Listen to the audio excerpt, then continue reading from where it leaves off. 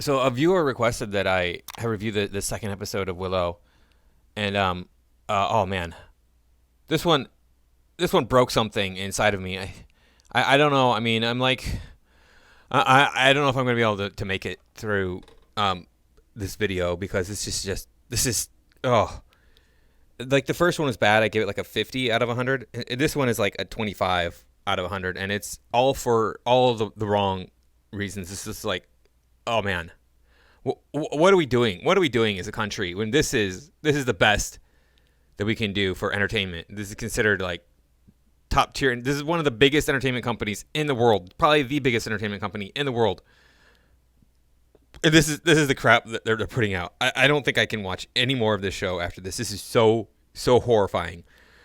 But all right, we're gonna try to make it through this video. Just prepare yourselves. And thank you for stopping by. Please remember to like, comment, share, subscribe. Make sure you're still subscribed, and we'll check out the second episode of Willow. So we start off with Willow going to Terrace Lee and talking to Sorsha about how he needs to train Elora Danan in magic because the big bad is still out there in the world. If you watch the movie, the big bad was overthrown. The prophecy was Elora Danan would lead to her downfall, and it's actually more like Willow led to her downfall, but Elora Danan played a key role in that process.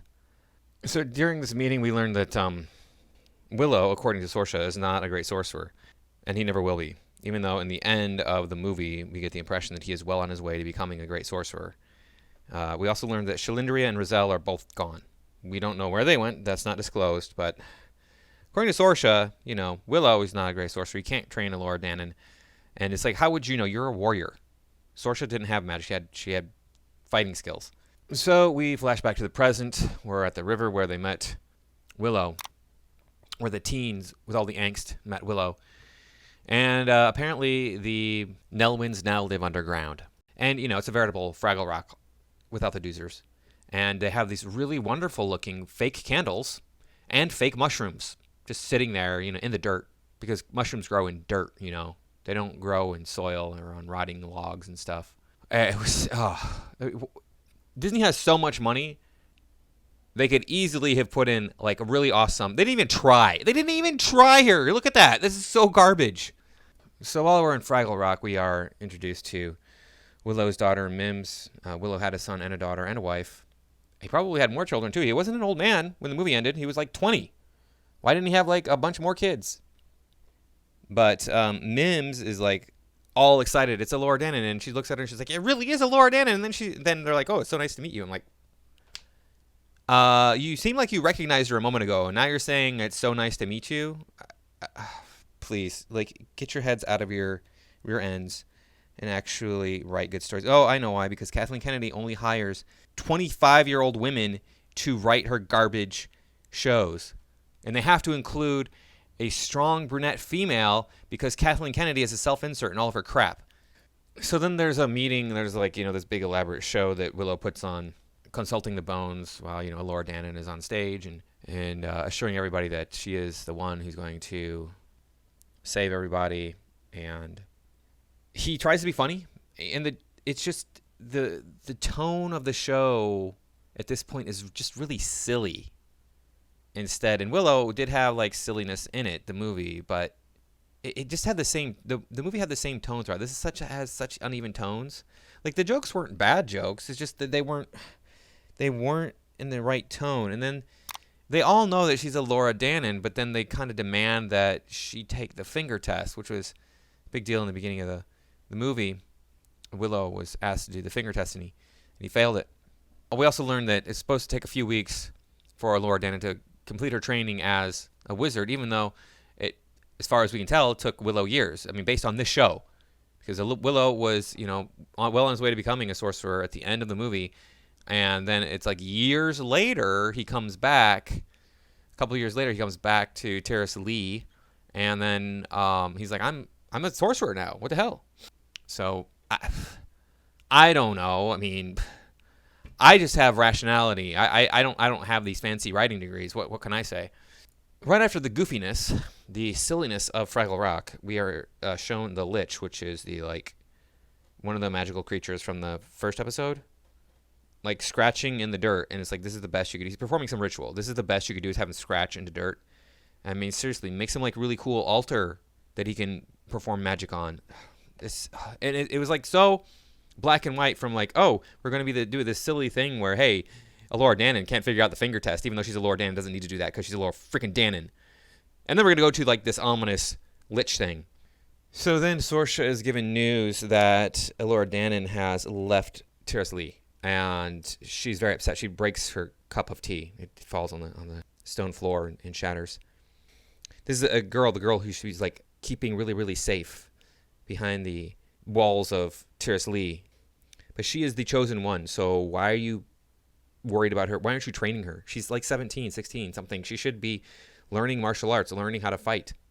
At least doing something. That's what you did, didn't you? I mean, when you were a child, you learned how to fight. That's what we would do with the soldiers and stuff. You'd join the military when you were maybe 15 or something, and that was it. You spent your time learning how to fight.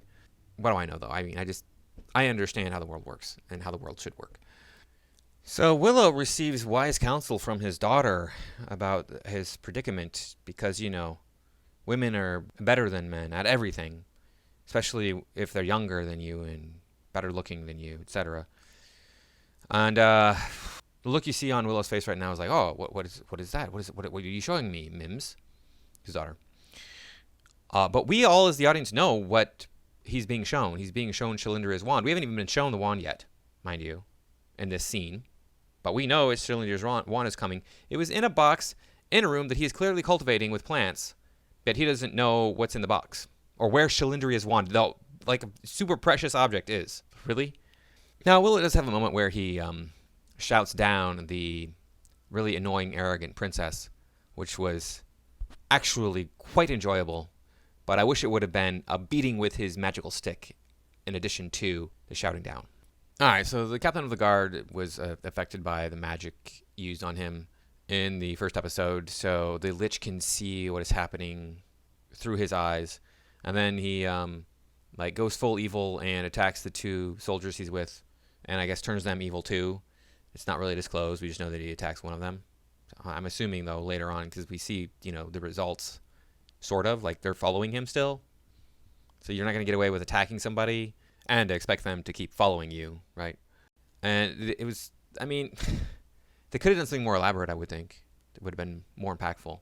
It was just like, we see him jump on one of the soldiers and that's it. And then we have some out-of-place dialogue between Kit and the thief guy. And talks about how the thief guy was actually Mad Mardigan's squire when he was out searching for the Chimerian Cuirass. Some magical breastplate. Why we needed to know that in this episode at this point in time, I don't know, but it was there. It was tacked on into the show for whatever reason.